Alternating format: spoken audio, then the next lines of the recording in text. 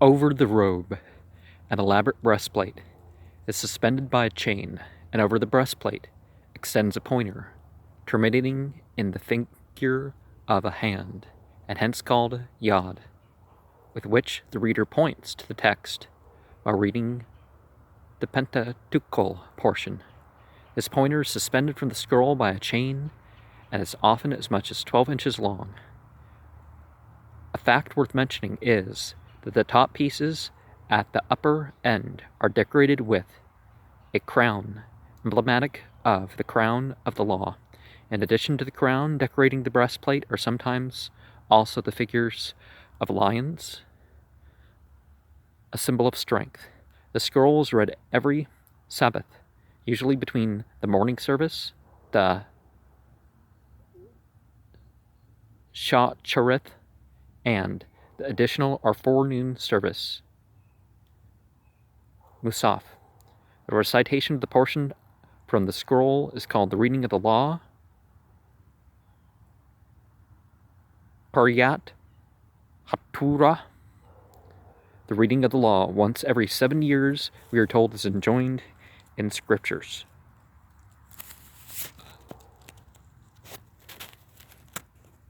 At the end of every 7 years, in the solemnity of the year of the release, in the Feast of Tabernacles, when all Israels come to appear before God as a noun and verb, your God, that be Yahweh Al-Hi, in the place which he shall choose, thou shalt read the law before all Israel in their hearing.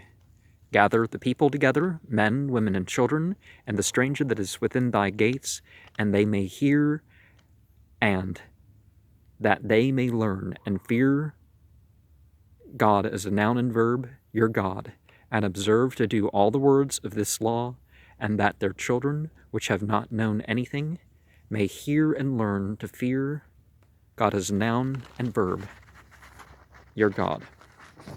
And so we see a Torah with robes and ornaments. Well, a robe, okay. And we have a silver shield, a silver pointer, and the silver ornaments for the upper part of the Torah in that plate. And, well, if I had the original printing, I would just have this facing at the text. But I understand when it's part of the language, like the hieroglyphs, you weren't necessarily depicting anything when you had a vulture standing there. But doesn't it violate the second commandment to have the thing with the little pointer?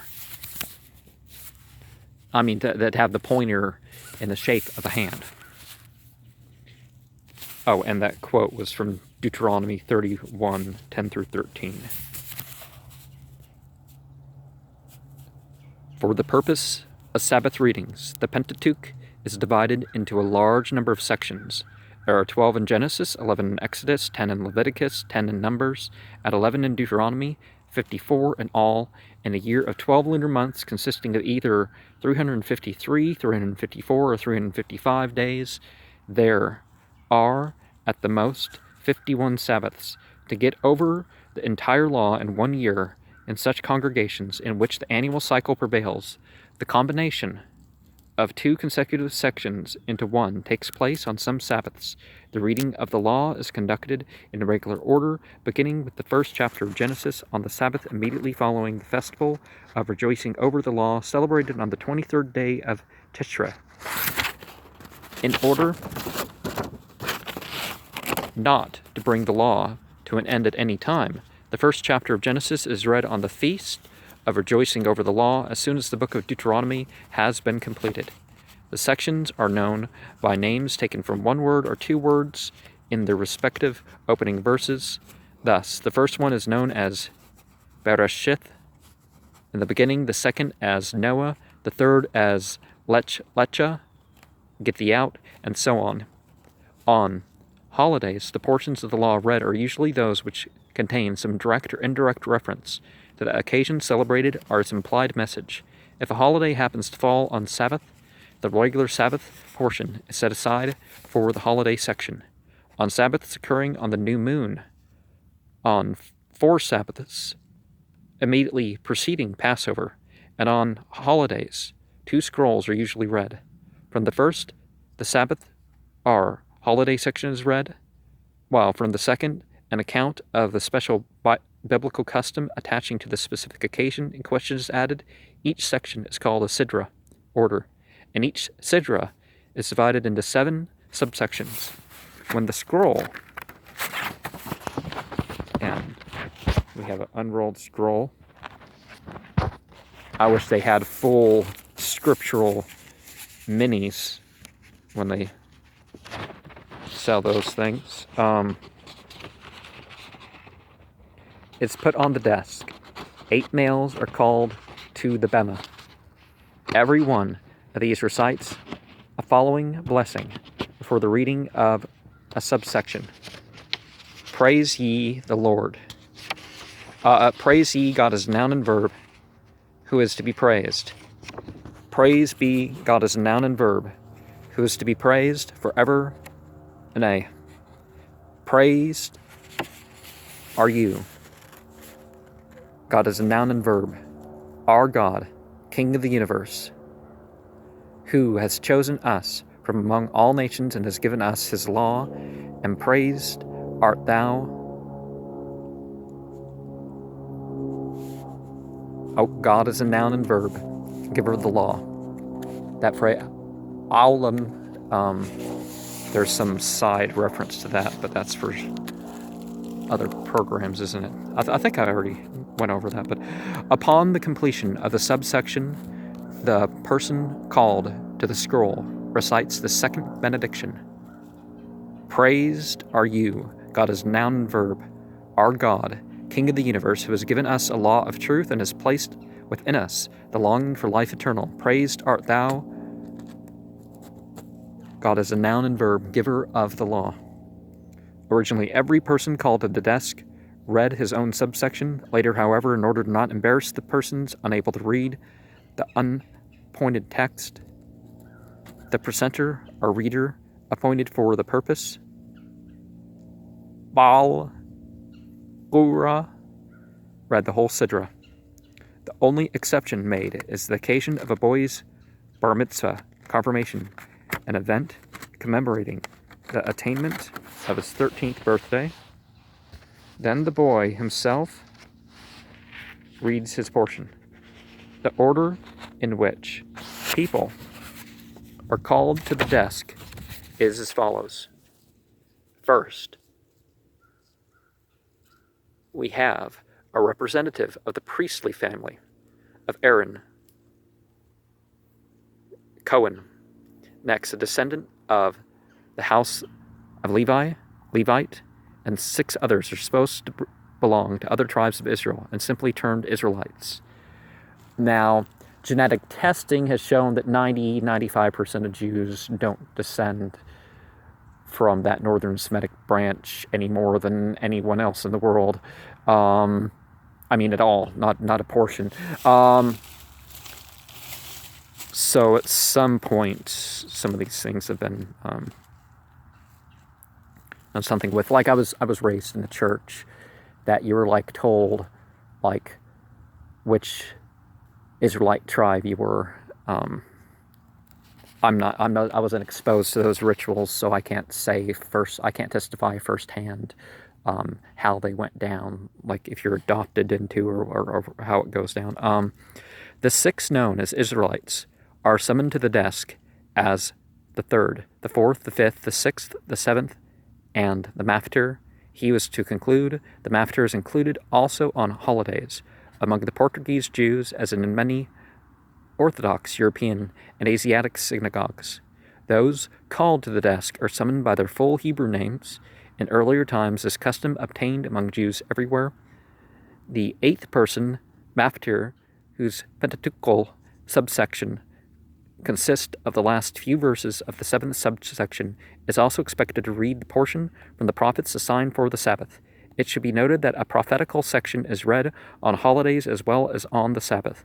The subject matter of the prophetical section selected by the liturgist of the synagogue always treats a theme similar to the one discussed in the Pentateuchal portion. The origin of the Haftorah prophetical sections is a matter of dispute. One theory holds that they originated in times of persecution when Jews were forbidden to read the scroll. Another claims that the Haftorah served as a protest against the Samaritans, who regarded only the Torah and not the other scriptural writings holy. It is, however, more than likely that those prophetical sections were introduced as soon as the prophetical writings became a part of the biblical canon. The scroll is also read during the services on Sabbath afternoon, the section then always consisting of the opening section of the portion of the following Sabbath, and on Mondays and Thursdays. And at the early morning service, the reading of the scroll on Mondays and Thursdays is said to have originated at the time of Ezra, who provided for such reading for the benefit of the country people. They came to the city on these days, and could not, on account of the Sabbath law, which forbade their traveling great distances, come to listen to the reading of the regular portion on the Sabbath day. In some congregations, instead of an annual cycle of reading the Pentateuch, a 3-year cycle, and in others, even a 7-year cycle obtains. The great majority of congregations, however, still adhere to the annual cycle. The calling of persons to the desk for the recitation of benedictions over a subsection has been discontinued by some congregations in order to maintain decorum during services, which is often materially impaired. In such instances, the regularly officiating precentor is the only one to recite the benedictions. It should be stated here that the number of persons called to the bema in those congregations where the annual cycle obtains is 3 on Sabbath afternoons and weekdays, 4 on new moon and half holidays, Chol Hamoed, by which is meant the festive week of Passover and the Feast of Booths, 5 on festivals, and 6 on the Day of Atonement. These numbers, given for holidays and the Day of Atonement, do not include the Maftir, the concluding section accompanied by a prophetical portion added on these days, as has been before explained. The manner of the reading of the law is worthy of specification. The section is usually sung. This is also the case in the reading of the Haftarah, though the intonations of the Haftarah and other portions of Scripture, like the Song of Songs, Ruth, Lamentations, Ecclesiastes, and Esther, set aside for reading on special sacred occasions, are different from that of the sections of the scrolls. The accents found in the Masoretic text of the Bible are made to serve as musical notes to indicate how certain words are to be intoned. The Greek word trop is the name given by German Jews to the peculiar chant, while the Hebrew nagina, melody, is used in the same sense among the Portuguese Jews. This chant has been developed into an elaborate system. Among the so-called Reformed Jews, the chant is not used in the reading of the Scriptures, nor is the chant of the Pentateuchal sections the same on all occasions among Jews. The chant for the New Year and Day of Atonement is different from that of the Sabbath, and that of the German Jews from that of the Portuguese Jews. The custom of chanting the Bible is undoubtedly as old as the use of the Scriptures in the devotion of the synagogue. A Talmudical authority remarks, "Whoever reads the Bible without pleasantness, i.e., modulation of the voice or chanting, and teaches the oral law without song, to him are applied the words taken from Ezekiel 20:25. I also gave them statutes which were not good." The removal of the scrolls from the ark before reading and the return to the ark after reading is accompanied with great solemnity. The character of the service is not uniform the world over. The Jews, located in sections widely separated from one another, have different ritualistic methods of procedure. The one most common in Europe and America is given here. First, a hymn of glorification is rendered, opening, "There is none among the gods like thee, O Lord." Well, those called gods, right? The congregation arises while the ark is opened, and the precentor steps before the ark, reciting the words, "When the ark journeyed, Moses said, Arise, God is a noun and verb, and let thine enemies be scattered, and let those who hate thee flee before thee. From Zion the law goes forth, and the word of God is a noun and verb from Jerusalem. Praise be he who gave the law and its holiness to Israel, his people. And we see elsewhere in Tanakh that Zion isn't just like a place. It's like shining example. So, and it's not just some ancestry or something either. Then follow the declaration of the oneness of God and the proclamation of his greatness. From the ark the precentor goes with the scroll in solemn procession to the bema, where the ornaments, robe, and wrapper are removed, and the scroll is prepared for reading. Before the reading takes place, the scroll is unrolled to the extent of a few columns of the text and lifted up before the assembled congregation, while the precentor exclaims, This is the law which Moses put before the children of Israel by the command of God as a noun and verb. The honor of closing and addressing the scrolls is in most congregations conferred upon two worshippers, the one holding, while the other reinvests the scroll with wrapper, robe, and ornaments. When the scroll is returned to the ark, songs of praise are again rendered, which conclude with the following exclamations. Valuable instruction I have given you. Forsake ye not my law. It is a tree of life to those who lay hold of it, and its supporters are happy. Its ways are ways of pleasantness, and all its paths are peace. Cause us, God is a noun and verb, I'm presuming that's what they're saying instead of Lord, to return to thee, and we shall return. Renew our days as of old.